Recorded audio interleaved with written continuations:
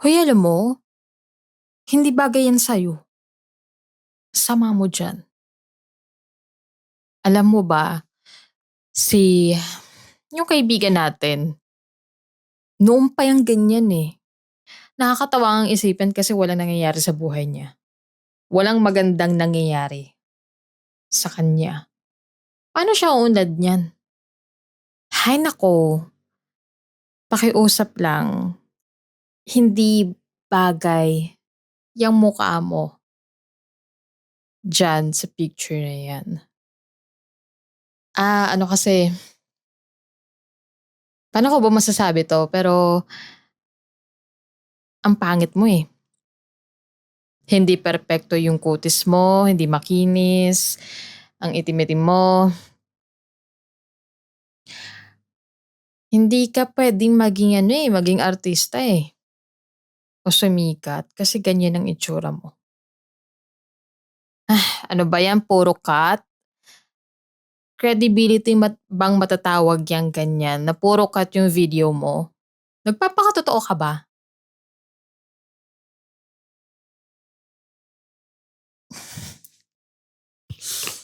Hay. Ako ulit 'to. Pero yung mga salita na ganyan, alam naman natin na maraming beses na tayong nakakatanggap ng ganyan sa kahit na anong galaw na gawin natin o aspeto natin sa buhay. O kung ano yung pinagkakaabalahan natin. Ang daming bubuyog. Bubuyog na umaalingaw-ngaw sa tenga mo. Dahil sa panghuhusga na ginagawa nila sa'yo. O panghuhusga dahil lang sa itsura mo, kasuotan mo, o kung ano yung nape-perceive ng mga mata nila base lamang sa kung anong nakikita sa'yo. Wala na tayong kawala diyan sa mga panghuhusga na 'yan. Sa totoo nga, ayan ay naging nature na natin bilang tao. Talagang noon pa, matagal ng panahon na 'yan ay naging sakit na natin talaga. Bihira na lang talaga. Bihira na lang makahanap ng tao na puro at hindi ka basta-basta iisipan ng masama o kaiinggitan o sasabihin ng kung ano-ano pagtalikod mo. Panghuhusga, katangian na natin 'yan at hindi na natin 'yan maaalis sa ating sarili. Sa kahit na anong kalaki, kaliit, mataas o mababang halaga o mga simpleng detalye, lahat na lang pinupuna. Parang nakaano na lang sila sa'yo, nakasubaybay sa bawat ginagawa mo at hindi ka nila tatakasan. Hmm, ayusin ko, hindi sila kundi ikaw. Hindi mo na matatakasan na mapanghusga nilang mga mata. Well, sadly, ganyan tayo eh. Ganyan tayo o ganyan natin tingnan ang kapwa natin. At hindi natin masabi kung ang intensyon ng isang taong ito ay puro o hindi. Kahit ako na host dito sa Turning 25, hindi naman ako kasing puti, kasing puro ng iba. Katulad niyo lang din ako. Hindi naman kasi ako perpekto. Hindi naman ako sobrang bait, hulog ng langit, mahinhin. Hindi ako ganong klaseng tao. Kahit sino naman sa atin talaga gumagawa ng o nag-iisip ng panghuhusga sa kapwa. Kahit wala ka namang ginagawang masama, huhusgahan ka pa rin. Dahil lang sa kung ano ang nakikita nila sa'yo at hinahanapan ka nila ng butas kahit na ano pang ganda ng ginagawa mo o kahit na ano pang ganda ng itsura mo. Lagi na lang silang may napupuna na, "Ay, ba't ba ganyan ka? O bakit ganyan ang itsura mo? Ang layo sa mga pinagmulan mo. Ang pangit mo, hindi ka bagay." 'Di ba? Lagi na lang yang umaalingaw-ngaw yang mga ganyang salitaan.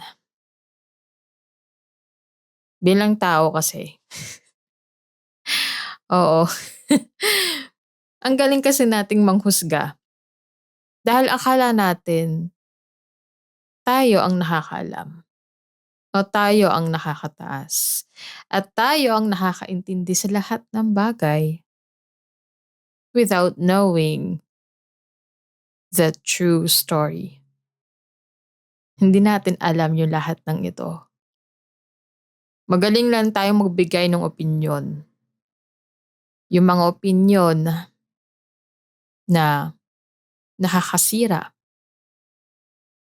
ng ating tingin sa ating sarili. Kung paano natin bigyan ng tiwala ang ating puso't isipan dahil sa mga iniisip natin patungkol sa kapwa natin. Alam nyo, sakit na talaga natin ang panghuhusga sa kapwa. May gamot ba dyan para malutas na 'to? Meron naman, pero nasa sayo kung tatanggalin mo yung katangian na yan sa'yo o hindi. Ang galing kasi natin na tingnan ang pagkakamali ng ibang tao. Ang galing natin sabihin na, "Ay, nagkamali siya sa ganito, ganyan. Ay, ganito, ganyan, ganyan. Ganyan kasi yung bagay sa kanya. Ganito ang ano, napapala niya." Ang galing natin magsabi ng ganun. And remember, your words cuts deeper than a knife. Your words are powerful enough to cut through the other people's heart. Ang akala kasi natin kapag nagsabi lang tayo o nagbitiw ng mga salitang masasakit, ay balewala yun. Hindi. Hindi yon basta-basta balewala. Iba ang impact na kayang gawin yan. Yung mga panghuhusga mula sa mga salitang binibitawan nyo. Kahit patungkol ito sa inyong sarili. Panghuhusga sa sarili nyo. Isa pa rin itong paraan para makapanakit. At makasira ng mood sa ating paligid at sa ating kapwa. Ito, share ko lang, itong mga nakaraang araw kasi I've been too hard on myself. Kasi feeling ko walang nangyayari ulit. Tinatamad ako, masyadong mabigat yung pakiramdam ko, and hinuhusgahan ko na agad yung sarili ko kapag nakikita ko na nakahilata lang ako, nag-i-scroll lang ako, which is supposedly ginagawa ko naman yung trabaho ko. Pero may times kasi na nalalamon ako ng doom scrolling o brain rot contents. Yeah. Nagpapaka-honest lang ako pero totoo kasi. And then nagkakaroon ng times na hinuhusgahan ko na yung sarili ko, pati yung magiging future ko. Without knowing sa sarili ko na kailangan ko lang pala talaga ng pahinga, because masyado kong napu-push yung sarili ko, parang nauubusan na ako ng enerhiya. Kaya nga feeling ko lantang-lanta ako last week dahil nga masyado kong na-push yung sarili ko, nabigla ako. Tapos hinusgahan ko agad yung sarili ko na ang sabi ko ay, "Walang mangyayari sa'yo kapag ganito ka lang. Walang mangyayari sa ginagawa mo kapag ganyan lang ang ginagawa mo, magdamag. O ganyan ang ginagawa mo, nagse-cellphone ka lang, nakahiga ka lang, walang mangyayari sa'yo. Nasasayang yung panahon." Tapos may times nga rin na parang binabalewala ko na naman yung halaga ko sa sobrang panghuhusga ko sa pahingang binibigay ko sa sarili ko. Hindi ko alam na dahil dun sa panghuhusga na binibigay ko o iniisip ko, masyado nang naapektuhan yung mental health ko na yun yung isa sa nagpapa-trigger kung bakit mas lalo akong nanghihina dahil masyado kong hinuhusgahan yung mga ginagawa ko o yung kahit pagpapahinga man lang na kinakailangan ng katawan ko. Kaya nga nitong nakaraang week, hindi ako nag-upload ng episode kasi sobrang na-drain ako, medyo napagod kakaisip and kakagawa ng mga dapat gawin. Kaya naman ayun, hindi ako nakapag-produce ng episode. Hindi ko kasi napapansin na kailangan ko na pala munang magpahinga. At dahil dun nung naramdaman ko yung drain na yon last week, ayan na kung ano nang tumatakbo sa utak ko na masyado ko nang judge yung sarili ko.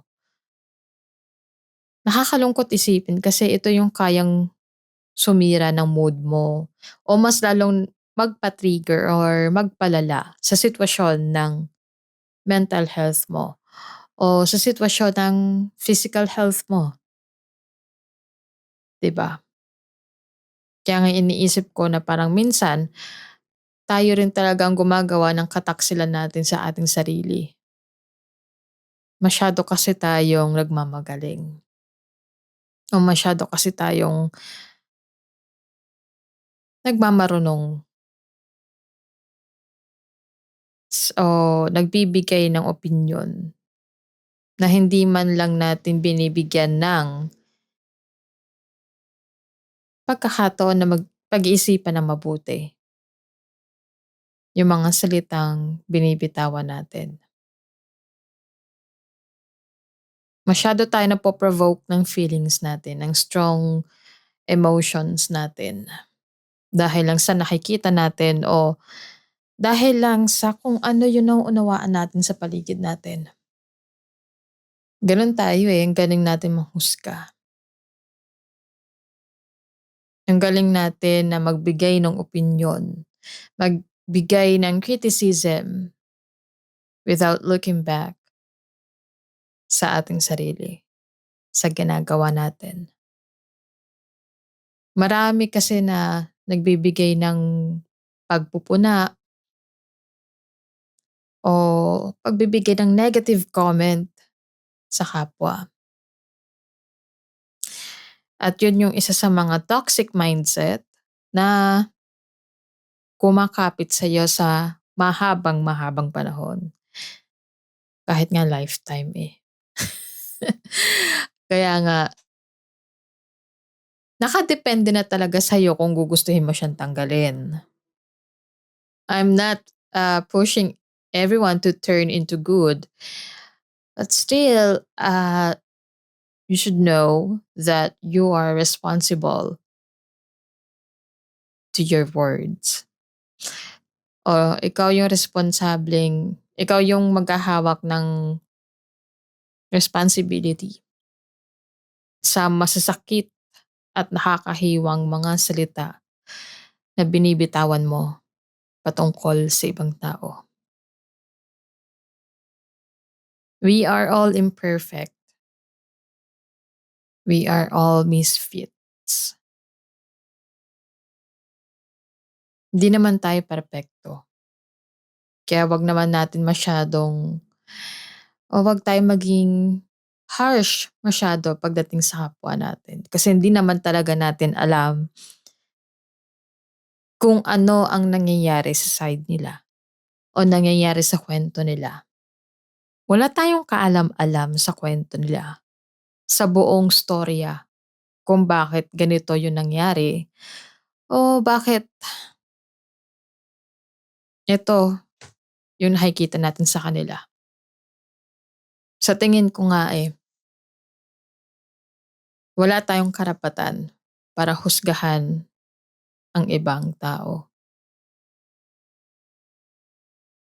Hindi naman tayo ang nakakataas at hindi naman tayo ang Panginoon para manghusga ng iba. At ito pa, may mga tao kasi na minsan napaghahalo nila yung meaning ng criticism sa critique. It sounds similar pero malaki ang pinagkaibahan ng dalawang salitang yon. Criticism, more like tinitingnan natin yung faults o butas sa ibang tao. And when it comes to critique o pagbibigay ng kritiko, ang intention nito ay para bigyan ng improvement. Napansin mo kung ano yung dapat pang i-improve o dapat pang ah, dapat mga bagay na dapat pang ayusin para sa growth ng taong sinasabihan mo. Ang criticism kasi more on ano siya, opinion. Sa kung ano ang nakikita mo. Base sa itsura, base sa sitwasyon, base sa ano ang nandyan sa harapan mo. Wherein, in critic, ang binibigay nito ay more on development. Para yun sa ikauunlad. Kasi gusto mo na mabigyan o gusto mo na mag-improve yung taong yon mula sa kung ano ang pinagkakabalahan nila. Kaya yan dalawang yan, oo, magkatunog sila pero malaki ang pinagkaiba. Kaya don't be mistaken on combining those two words into one sentence. Kasi for sure, hindi maganda magiging kinalabasan niya. Kaya much better if we be careful with our words. Lalo na't kung intention lang naman ng mga salita mo ay makapanakit ng kapwa. Ang laki kasi ng impact na kayang gawin ng salita, ng boses mo. It's either for the good or for the bad. At hindi mo rin kasi masasabi kung paano i-intake ng taong kausap mo o sinabihan mo yung mga salitang binigay mo sa kanya. Mahirap. Oo, mahirap talaga na, alam niyo yun, mahirap na iwasan ang manghusga. Kasi talagang unang kita mo pa lang sa ganitong bagay o dito sa taong 'to o kung ano pa man, opinyon agad ang magpapaikot sa utak mo Kasi yun ang na-perceive ng mata mo kung anong nakita mo o narinig mo o naamoy mo. Oo, talagang nakakadurog ng pagkatao ang panghuhusga. At may iba pa nga na masyadong naa-attach, masyadong nadidikit, masyadong nagpatama sa panghuhusga ng ibang tao. Kaya yung iba natatakot ng lumabas sa kanilang comfort zone kasi natatakot sila na makatanggap ng criticism. Kaya nga meron tayong kasabihan na don't judge the book by its cover. Dahil hindi naman talaga natin alam kung ano ang nangyayari. Magaling lang tayong manghusga o magsabi ng opinyon pero alam ba natin ang totoong kwento? Hindi lang naman sa paraan ng pagsasalita ang panghuhusga, kahit naman sa paraan ng pagtingin natin sa ibang tao. Makikita at malalaman naman natin kung hinuhusgahan tayo o hindi. Eto, na-encounter ko lang 'to one time sa isang convention.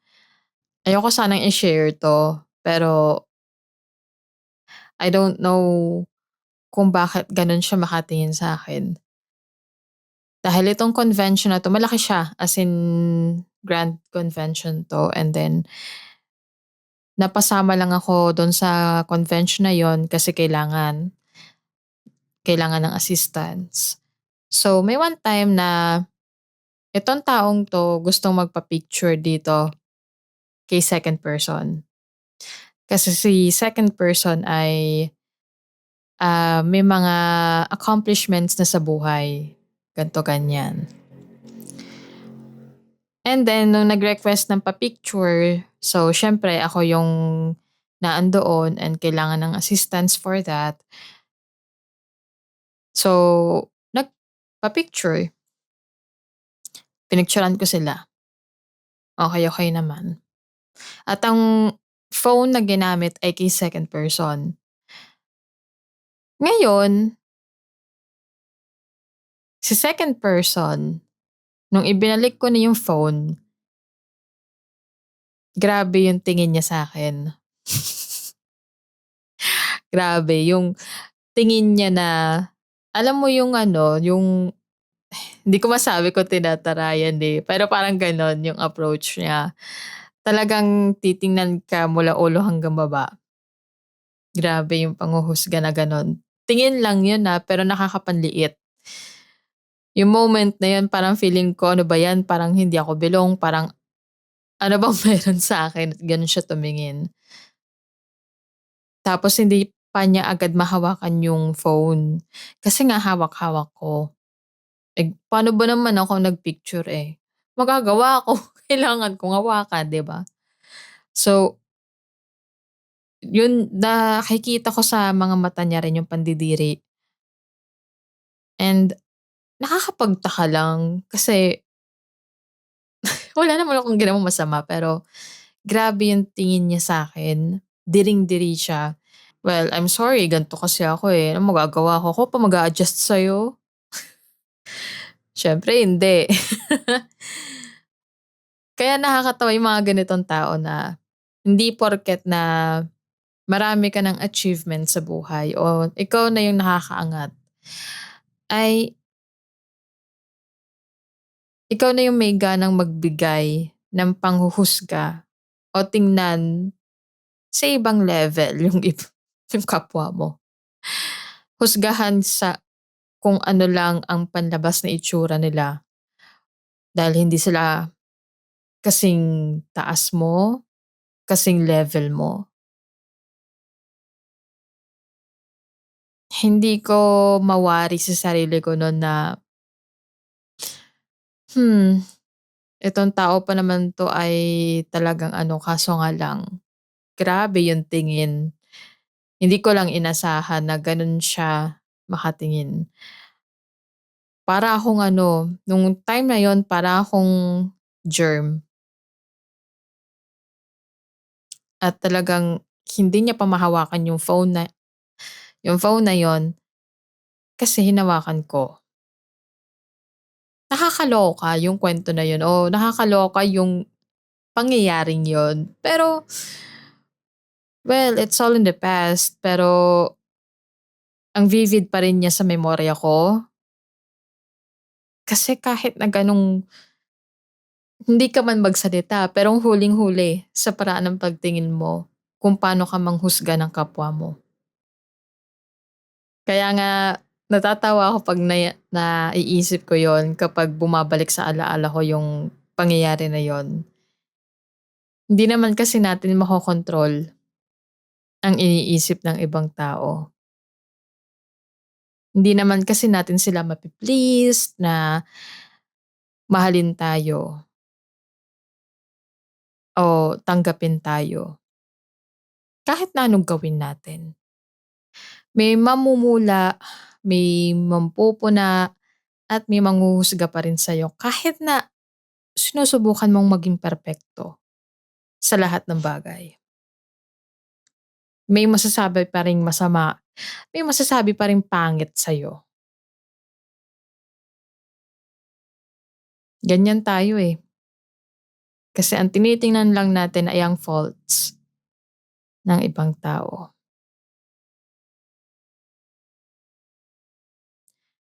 At hindi lang yon, yung panghuhusga ang nagre-reflect din kasi sa pagkatao mo. Kung paano mo tingnan, paano mo ano yung opinyon na maibibigay mo sa taong 'to. Yan din kasi ang nagre-reflect sa kung papaano ka mag-isip sa ibang tao. At ang sabi pa nga nila, kapag hinusgahan ka ng ibang tao, inggit sila sa'yo, insecure sila. And yeah, totoo yun. Kasi kahit na yung mga successful na sa buhay, binibigyan o hinahanapan pa rin sila ng mali ng mga tao na gustong-gusto na maging gano'n din sila. Naiinggit na sana o dapat nandun sila sa posisyon na yon kung nasaan ka man ngayon. Kung gaano ka nakakataas ang lipad, dapat gano'n din siya o mas higit pa sa'yo. And they will never be satisfied in life. Kasi nakukulong lang sila sa thinking nila na gano'n. Na gusto nilang mas mataas sila at naghahangad pa sila ng sobra. At nag-iisip pa sila ng masama sa kapwa. Gano'n tayo ka-toxic. Gano'n kagrabe tayo mag-isip patungkol sa iba. Kaya ang akala natin mas magaling tayo sa iba. O ang akala natin is 'pag nagbigay tayo ng criticism, tayo na yung tama. Tayo na yung nakakaalam. Hindi porket na nagkamali yung iba, ay bibigyan na agad natin ng panghuhusga. Hindi porket na hindi lang na-meet ng tao na yon ang standard mo o yung gusto mo, hindi ka niya na-satisfy, eh bibigyan mo na agad ng panghuhusga. Tapos sasabihin na, "O 'di ba sabi ko sa'yo eh, ganyan 'yan." What if ibaliktad natin yung sitwasyon? Well, what if ikaw ang makaranas nun? And probably gano'n naman talaga nangyayari sa atin, sa buhay natin. Baliktaran lang 'yan. Kaya nga kung ayaw mo na ano nga yung anong yon, yung quote na yon, yung sa Bible verse din siya, eh. Nalimutan ko na pero yung thought niya is, kung ayaw mong gawin yun sa'yo ng kapwa mo, gumawa ka ng mabuti ata. Sorry na, nakakalimutan ko pero yung thought na yun kasi, 'di ba? And hindi lang yon, sa times na ganito, sa oras at sa panahon kasi natin ngayon, kinakailangan na natin maging sensitive at matutong makiramdam sa kapwa natin. Matutunan natin na alamin at pakiramdaman sila. Dahil sa totoo lang, iba't iba naman din talaga ang kinakaharap natin sa araw-araw. Kaya wala tayong karapatan na husgahan ng ibang tao. Lalo na't kung wala naman tayong kaalam-alam sa totoong nangyayari sa buhay nila. Sa sitwasyon nila, ang puwede lang nating maiambag ay support o real talk. Kaya learn to be mindful of your words. Be mindful always kasi hindi mo rin talaga alam kung ano yung sitwasyon ng iba. Hindi mo sila kontrolado. Hindi mo alam yung totoong nangyayari. Mag-ingat lang tayo sa mga salitang binibitawan natin kasi makapangyarihan ang bawat salitang lumalabas sa bibig natin. At may kakaibang enerhiya yan na kayang idala sa ibang tao. Kayang idala o ibigay sa ating kapwa. Well, dalawa lang naman yung pwede niyang maging impact, negative or positive. Napapaisip din kasi ako minsan, siguro dahil sa masyadong pag-iingat. Kasi kahit naman tayo, ayaw naman natin maging o makasakit ng kapwa, 'di ba? Pero kasi may pagkakataon na kinakailangan nating makapanakit ng kapwa para gisingin sila sa katotohanan nila. May pagkakataon talaga na kinakailangan talaga natin silang sampalin sa katotohanan sa pamamagitan ng mga salita natin. Kaya naman, kung nais mo na makatulong sa kapwa o mag-improve yung tao na yon and ayaw mo siyang saktan pero gustong-gusto mo siyang matulungan, papaanong delivery ang gagawin mo? Papaano mo maide-deliver sa kanya yung mensahe mo? Kaya yung mga salita na kahit yung salita ko, ako din ang responsible dito. Kaya nga yung mga sinasabi ko dito sa podcast, ako rin ang may responsible dito kasi sa akin nagmula itong mga sinasabi ko. Hindi naman 'to AI kasi unang-una totoong tao ako.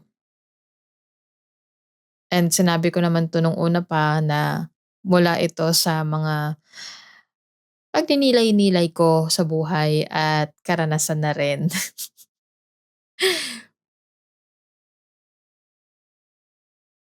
At mabalik lang tayo dun sa part na ano na hindi kasi natin makontrol yung pag-iisip ng iba. Wala tayong magagawa dun.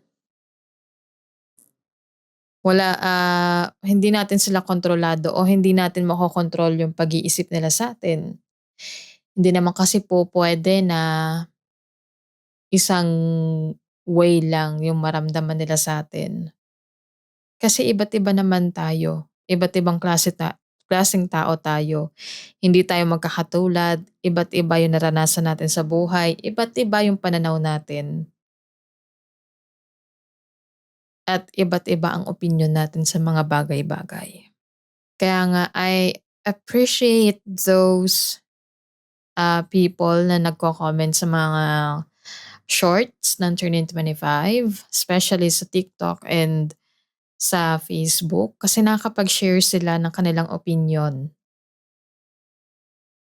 Opinion on ano, on certain topics na ina-upload namin sa SOCMED namin. Kasi doon nagigising din ako. Well, hindi naman totally nagigising, I mean, nadadagdagan o lumalawak yung perspective ko o pagkakaunawa ko sa mga bagay-bagay. Kaya not taking sides kasi, pero may instances din kasi na may mga opinyon talaga na nakakatulong para sa'tin at may iba naman na hindi. At nakadepende na lang sa'yo kung paano mo siya tatanggapin o idi-disregard mo na lang, 'di ba? O papatulan mo. Kaya yung panghuhusga natin sa kapwa, pag-isipan muna natin ng mabuti. Kung gusto mo na gano'n din ang isipin sa'yo ng ibang tao, marami o kakaunti man. And know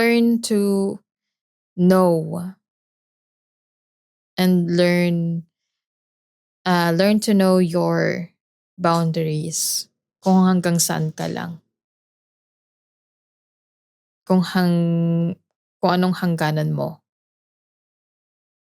Kasi unang-una, wala tayong karapatan para manghimasok sa buhay ng iba.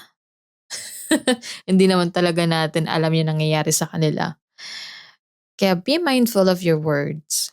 Kung ano yung sinasabi nyo o binibitawan nyo sa kapwa nyo. Kung sa tingin nyo ba na makakatulong o hindi. 'Di ba? Ang dami na rin kasing opinyon sa social media at it's either additional knowledge or information yan or it's just a hindrance to learn something new or to improve on. Kaya ang daming alam mo lumalawak 'tong anong 'to, yung episode na 'to. Kasi ngayon pinag-iisipan ko na oo nga 'no, ang dami kasing puwedeng maging impact ng judgment or maging impact ng opinion ng iba at ano yung pagninilay-nilay natin sa mga ganitong bagay. Kaya itong episode na 'to talagang napapaisip ako until now, yung mga sinasabi ko ba sa inyo ay may kabuluhan o kung yung mga sinasabi ko sa inyo ay nakakatulong ba o nakakasakit lang. And I'm tired of pleasing everybody to like this podcast. Kung magustuhan mo 'to and na-enjoy mo 'to, then stay if you want to. And if you don't like this type of podcast content, then you are free to go. I'm not holding you back. Nasa sa inyo naman 'yan. Kaya nga kung mapapansin niyo hindi na ako nagsasabi na, "Please subscribe, follow," ganito, ganyan. Ako'y nagsasawa sa gayon. Kahit ako. Kahit ako yung makikinig ng podcast na 'to, ayoko na paulit-ulit na may call to action. Like, pinipilit mo talaga yung audience mo na to support you. And in this podcast, nasa sa inyo kung gusto niyo suportahan 'to, then we are grateful. Kung hindi, okey lang. At least napadaan kayo rito. At siguro narinig niyo yung ibang content ng podcast na 'to and not sure kung nakatulong 'to o I'm not sure kung nabigyan ba ng hustisya ng podcast na 'to yung mga sinasabi ko. I mean yung mission na pinapakalap namin dito. Kaya ngayon babalik tayo dun sa salita or sa motto or sa line na, "Your words are powerful." Sa totoo lang, nire-record ko 'tong episode na 'to ngayong 4:00 ng madaling araw, kasi dito gumagana yung utak ko and ito ay ire-release na this Sunday. Kasi nga iniisip ko kung ano yung magandang pagkuwentuhan natin ngayon sa episode na 'to. Ano yung I think makakaano niyo, maiintindihan niyo mula sa aking karanasan. Kaya pasensya na kung medyo nawa-wore off yung aking energy. Talagang nagre-recover pa rin ako until now kasi medyo drained pa ako. Ang dami kasing nangyari these past few days and this past few weeks rin. Talagang medyo ano pa ako pero pinu-push ko pa naman yung sarili ko. Kaya pa naman, kailangan lang talaga ng pahinga. But still, I am grateful to have you here in Turning 25. And yung mga pinagbibitaw kong salita dito ba ay nakakatulong sa inyo, hindi? And ano yung magiging opinyon niyo rito? For me, I'm open to learn more about you. If you have another take or if you have, opinion to share na alam mo na makakatulong sa kapwa, well, why not drop it down below in the comment, 'di ba? Baka malay nyo naman ay may iba na makinig. Kasi even me, sometimes we response talaga sa mga comments na alam namin na makakatulong o alam namin na may matututunan kami mula sa inyo. Pandagdag knowledge din 'yan. Kaya it's a good thing na nagkakaroon tayo ng collaboration in the comment section. At least na uunawaan ko ano yung perception nyo on these things or in these topics, 'di ba? We have this freedom to talk about things or to speak about something, but please don't speak ill to others kung ayaw nyo na maranasan din yon. Much better to know their story muna. Or much better if you don't know about it at all. Kung alam mo naman na hindi yun makakatulong sa'yo. And if you don't want to damage yourself dahil lang sa mga irrelevant things na hindi naman makakatulong talaga sa'yo. Kaya naman, be kind. Be kind with your words. Be mindful always. Kung nakakasakit kayo o hindi. Maging sensitive din. Kasi nga uulitin ko, iba-iba naman yung kinakaharap natin sa araw-araw. Iba-iba yung kwento natin. Oo, makakapanghusga ka. Pero, hindi mo alam yung buong kwento. So be mindful with your words because your words are powerful enough to cut someone's heart. Well, I do hope may naintindihan kayo sa podcast na to and yeah, ah, di ko in-expect na nagawa natin 'tong episode na 'to. Akala ko kasi pagpapalipas ko na naman 'tong week na 'to para maka-recover pero kaya. Ay sorry, goods, kaya naman. Well, oh well, I think this is it. See you in our next episode here in Turn In 25 with Ateray. Bye-bye. Babush. Ang ingay ng upuan ko, sorry.